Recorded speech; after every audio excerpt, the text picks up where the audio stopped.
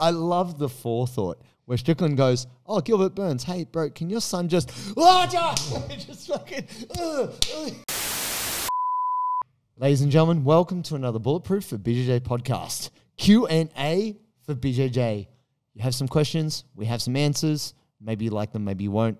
Let's have a listen. You can leave these on our website, bulletproofforbjj.com. Hit the podcast tab, record a voicemail, feature on the next episode. First question today coming in from our boy, Aaron Pendleton. We connect on the Instagram. He's a good man. Let's see what he's got to ask. Gentlemen, my question is about how to prioritize the things that we all know are good for us that a lot of us aren't doing enough of. I think we can all agree, we all know that sleep is great for us, but a lot of us aren't sleeping enough. A lot of us know that stretching, mobility work is great for us. We're not doing that enough. A lot of us know strength training is great for us. A lot of us aren't lifting enough. We all love our jiu-jitsu, but how do you know what's the right thing to prioritize? If you're already sleeping, 7 hours a night for argument's sake, and you don't have a lot of time up your sleeve to do a lot, how do you know where to put your priorities and what is right for you? Any of your insight from your experience would be great. Cheers. Appreciate it. My guy. Good one. Good question. I always go to, what do you suck at the most? So, there's two ways you can approach this. Usually, what is the easiest thing for you to do? Like what is the lowest barrier to entry? Because that's the best way to get something going. But in truth, the highest leverage thing you can do is the thing you suck at the most. Because if you're already getting 7 hours, hey, that's better than most. Yeah. It's better than me right now, I'll be honest. And then if you are stiffer, like if you are less flexible than you are strong, you need to go there. Because that's where you're going to get some problems, In the same way, we tend to do the things that we're better at. We avoid the things we suck at. So if nutrition is what you're really struggling with, then I would go there. I would always encourage a person, because anticipation is always greater than the event. You always think it's worse than it's going to be. But once you start doing that thing you suck at, you get better so much quicker, and then things run low. Bro, you copped that line from Steven Seagal, Out for Justice. In the fucking final scene when he's out to kill Senator Calabresi. and he's killed all his hitmen. No. And then Senator Calabresi's like freaking out, and he's like going through the house, and he gets to the fridge, and then written in blood on the fridge is, anticipation of death is worse than death itself. No. And he freaks out, and he turns around, and Steven Seagal shoots his balls off with a sawn-off shotgun. I love That's what's up, Aaron. There you go. Don't be Senator Calabresi, all right? Be Steven Seagal. If your last name is Calabresi, you're obviously a fucking bad guy. So I think what's tricky, right? And we know this as coaches. For a lot of folks, it's very hard to assess themselves in that way. Mm-hmm.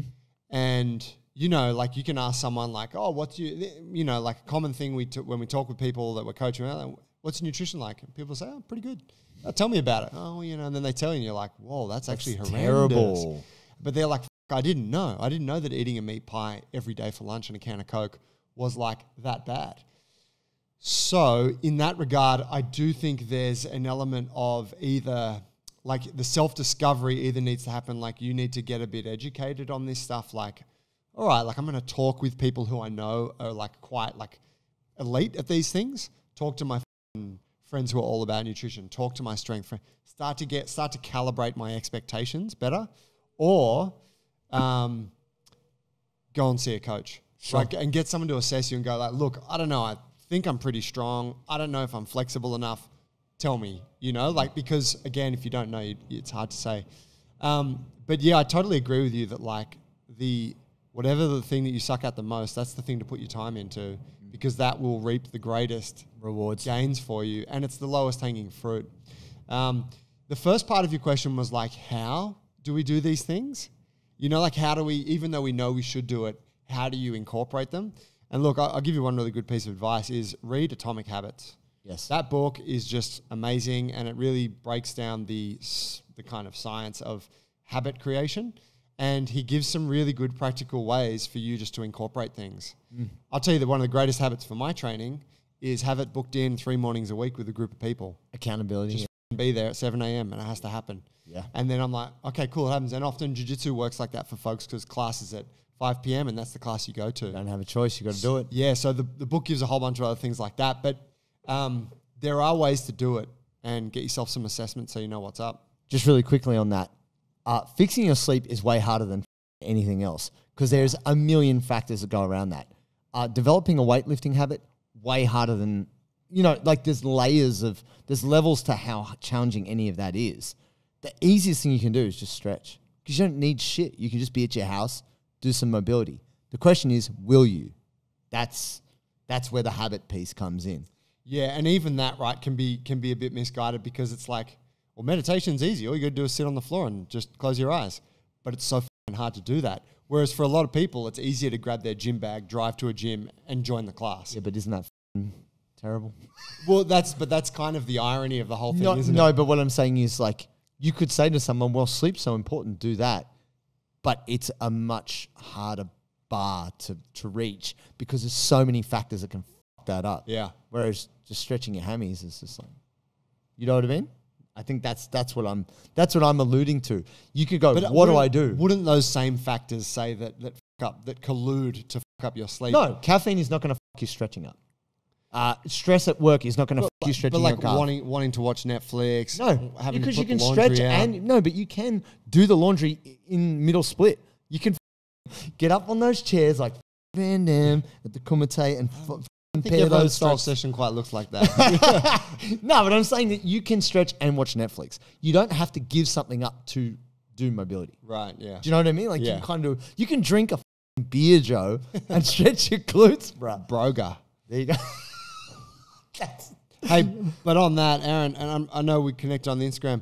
If you are one of our subscribed users and you're on our coaches chat through the exclusive Facebook group, ask us. Put it out there. Let's talk about your strength. Let's talk about your flexibility, and we'll share our views. We can help you. Next one coming in from Patrick. People say, what's your secret, JT? Why are your muscles so pumped? Why are you so strong on the mats? Is it the secret sauce? No, it's not. It's hydration, my friends. I every day am using Sodi, Sodii. I use it in the morning first thing, use it when I have my creatine, and I also have it before training. I'll dilute a sachet into about 500, 600 mils of water, and it just keeps me going. I don't get headaches, I don't get cramps, and I don't get tired as quickly. So this is the sachet version. They also have tubs, which is really good too. And they have awesome flavors. This is my favorite, which is salty grapefruit. They have their citrus. They've got pineapple. They've got so many good flavors. It's definitely worth checking out. So you, my friends, if you would like to be better hydrated, feel pumped, feel strong, get on the real magic sauce, which is Sodi. You can get a 15% discount when you use discount code bulletproof15, sodi.com.au. Hey guys, Pat here from Canada. I'm just curious on your thoughts on weight distribution. Now, I'm a bit of a fire hydrant myself, 205 pounds at 5'9" and 15/16. I've been told it's better to be a 50-pound blanket than a 100-pound dumbbell. Now, I'm finding it hard to distribute that weight, and I just want to get your thoughts and things I can practice on. Thanks, guys. Keep it up. Who the fuck said that, man? Fuck a blanket. Yeah, I don't know. I don't know. You talking about jiu-jitsu? If that's your body type, right? If you're a tall guy, then you can use that blanket kind of idea to your advantage. But Nah. dude, if you're a fire hydrant, short, stocky, That's good. that is the most menacing of body types in jiu-jitsu in my It's opinion. hard to deal with. That's Yeah, you can't get inside. You can't get under. You can't get under the center of mass. hard to submit. Yep. Short dinosaur arms. Your Yeah. little legs. Your little Patrick legs. Pat. It's Pat. Patty. Look, shout out to Pat. Look, I would say the great thing about jiu-jitsu is you don't have to be a particular body type, but learning to use what you have is key to your success. Just watch Marcelo Garcia videos. Bro, Just model that guy. he is a nugget of a human. People don't understand. I mean, obviously, he may have lost weight since his recent unwellness, battle with cancer. When I first met him in 2012, he was thick human. He was probably 100 kilos at that time, but he used to compete lightweight, 72. Right. Anyway, long story short, for you, if you are a fire hydrant, you need to find a game that works quite well with being a fire hydrant because you can't change how tall you are and you can't, obviously you can lose weight, but at the end of the day, playing a game that suits your body type is, I believe, the best way to be successful. There's no this whole idea of like trying to be a blanket. It just sounds like someone trying to use like a really trite analogy, which is just bullshit. So my advice is weight distribution. If we're talking about balance and your ability to use what you have, there's different things that you can learn over time which will help you balance. Like, for example, I got taught to use my head as a way to post. Now, if you don't have a strong neck, that's probably bad advice. But people who have stronger necks can use their heads to post and move and pass. And so that's part of using what you got. Joe? Yeah. You know, in terms of guard games like butterfly, X guard, single leg X, like that is our domain, friend. Like that's the shit I love because I got short, strong legs. Look, if you're a fire hydrant but you don't have strong legs, then go make them strong. It's going to be like a bit of a necessity, though I would imagine they probably are.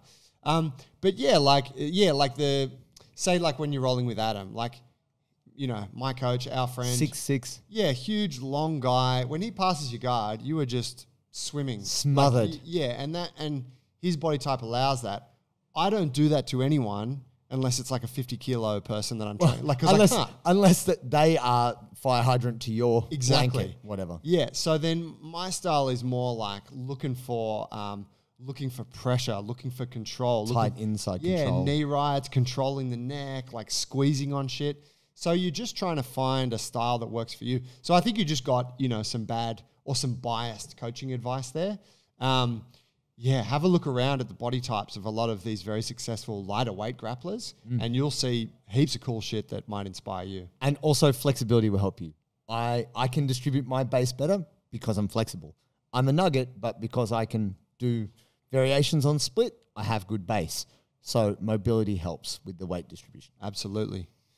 You want to be jacked and mobile. That's the goal. It's the dream. Huey Maggie. I don't know if it's McGee or Maggie. But well, Huey's a boss. He's good. He came to one of your mobility seminars. He did. And then he came and did a session with me. And then he rolled up here and said, that guy's a handful. Lovely guy. Lovely fella. Let's see what he's got to ask.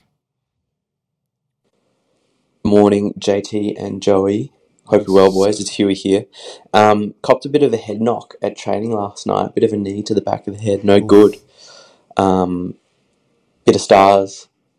Felt like I needed to spew a little bit. That's fine. It's okay. We can manage it. But question for you guys is, how do you manage a bit of a head knock? What do you do? Do you take some days off? What's the go? Let me know. Catch up. Bye. It's a very thoughtful question. I've never really had a process about it. Just kind of concussions. No, general recommendation, like they usually will get you to go see a doctor, make sure that you haven't dislodged any kind of, like generally if you've dislodged your retina, you know. Still intact. Yeah, that. But really what they're going to say to you is, Huey, take some time to just chill.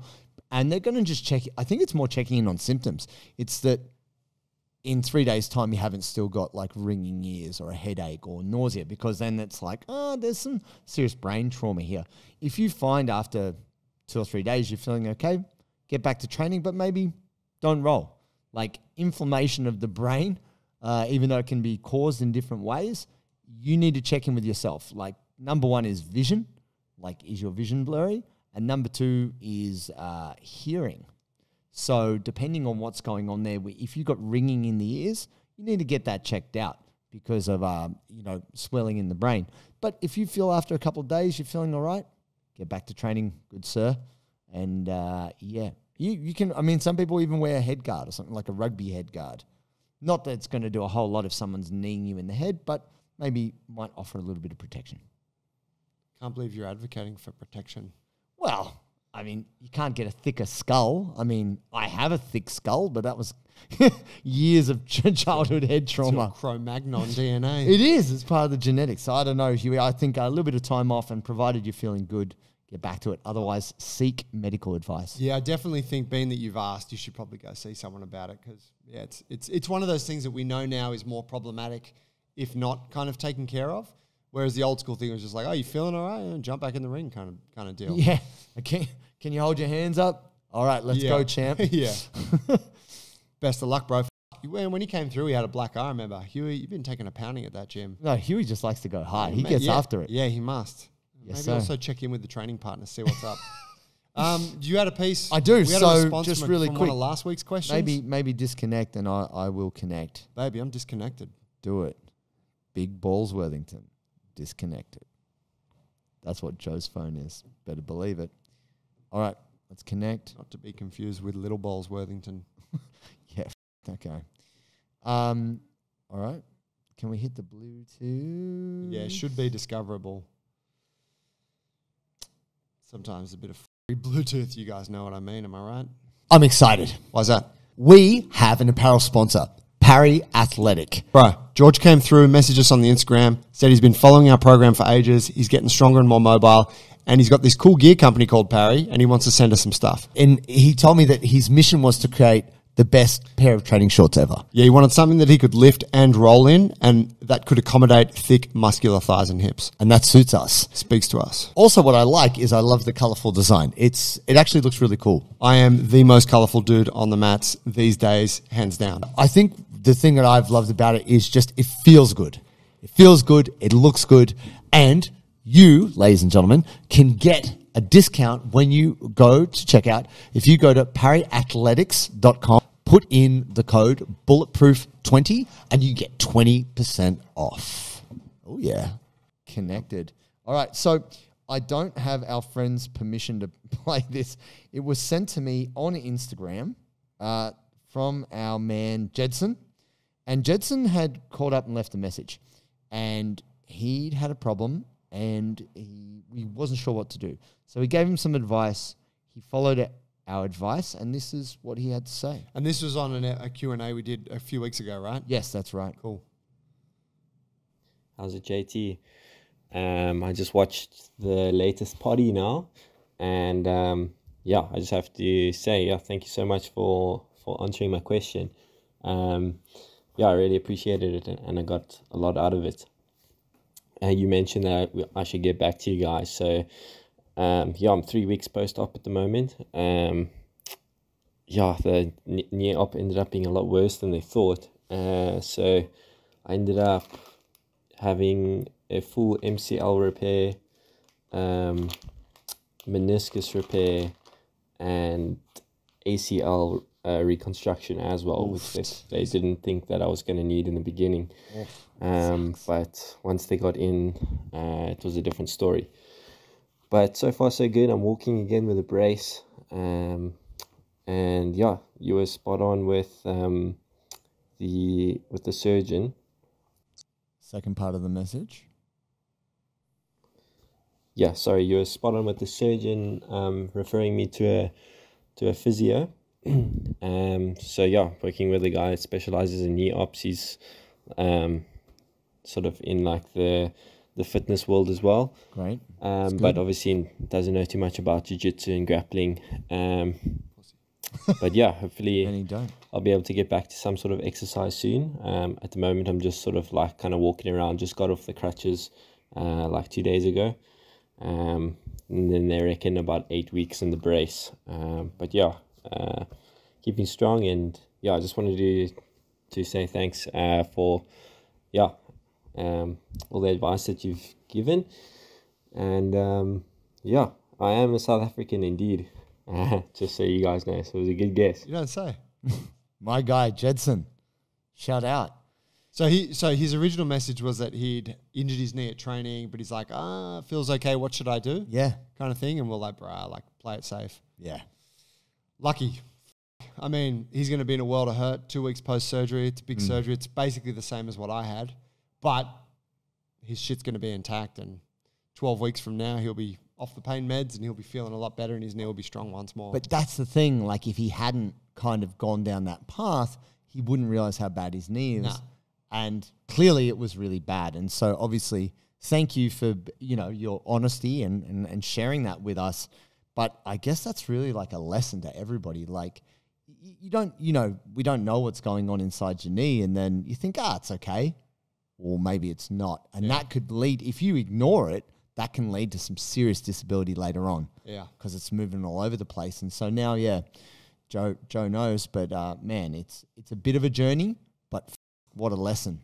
Absolutely. And, I think something that's like really important to think about with that, like, say Jepsen might have been feeling okay and got back into training and things felt fine, no issue. But when you don't have certain things intact, then other structures have to work harder. They damage. And what you don't want is to have to, like, if you've degraded your meniscus so much that it has to be removed. Then that's real bad, because then you got bone on bone, and Cartilage on cartilage. you're generally not training jiu-jitsu once you bone on bone.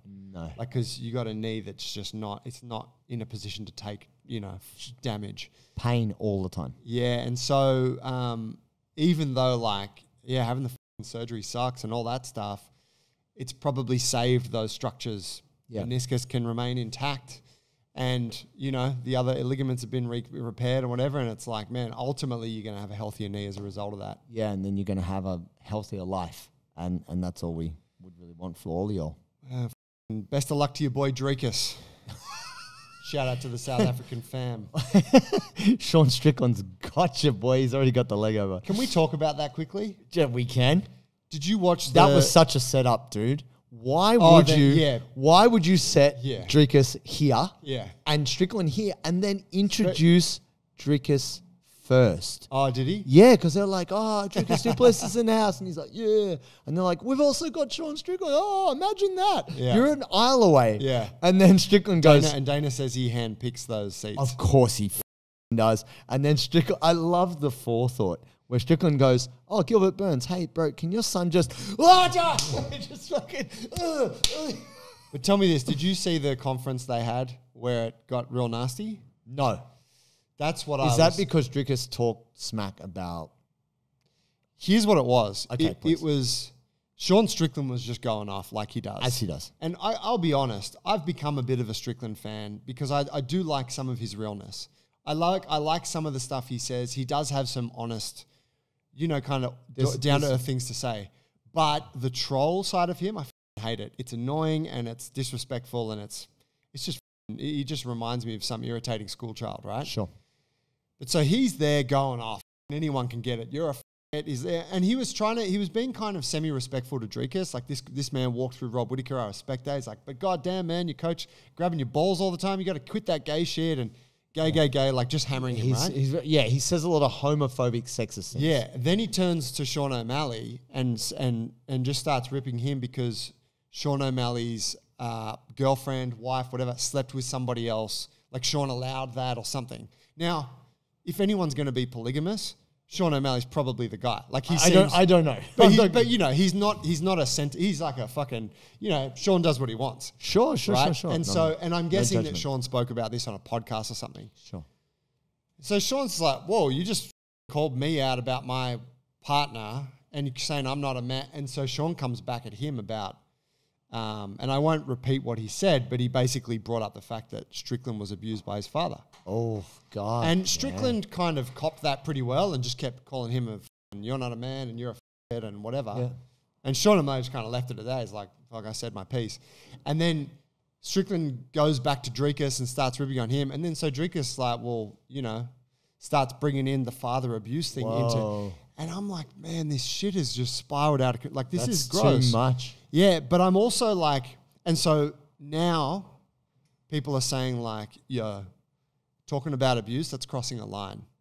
And I'm like, it's awful. But didn't also, but I'm just like, side note on that, didn't also Colby talk shit about he did. Leon's deceased father? Yeah, talked about him like being in hell and, right? Oh my God, why? Wow, yeah. Too much. But I'm also like, and even Strickland has put out some quality words on like the abuse thing, and it's like, hey, people suffer abuse and making fun of that stuff is like not cool, and I'm like, I'm with that. Yeah. But gay people have a hard time too. Yeah. And women have had a shit run too. And you shouldn't mock them. Yeah, like you can be disrespectful about where do you draw the line? Yeah, it's kind of arbitrary to be like, hey, abuse, you're going too far, man, but you're and your missus is a slut. Yeah.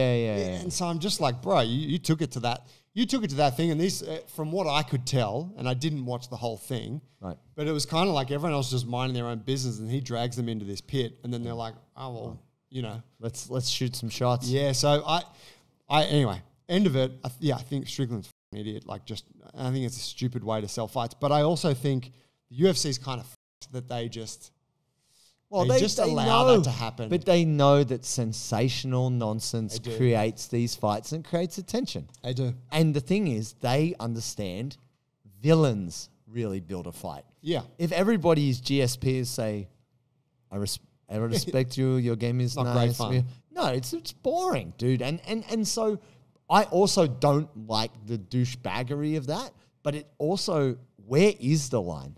Like, what can you say about another person? It's kind of really down to It's heading to that point. Like, can it go any everything further? is fair game. Like Yeah. it's also personal ethics, right? Because like you look at Connor. Connor was saying this about your wife and your wife's panties and red panty night and all this stuff. And fighters weren't saying a lot of that before he started saying that either, right? It's like attacking a person like their private life, not just the person themselves. And look, I mean, whatever you're comfortable with, if you're happy with it, that's cool. I would say that's totally off schedule. Yeah, it's pretty rough. It's pretty rough. And I don't think Strickland or Dricus are particularly good people. Happy to see them punch the shit out of each other. Yeah, I am keen for the fight. This is Well, do you want to the see the fight absurdity- now? Of course. You hate all of that. Yeah. But you're like, it's gonna be a goddamn good fight. That's the irony of it. And we're all a victim of the entertainment roadshow that is the UFC. You can't look away. Peace.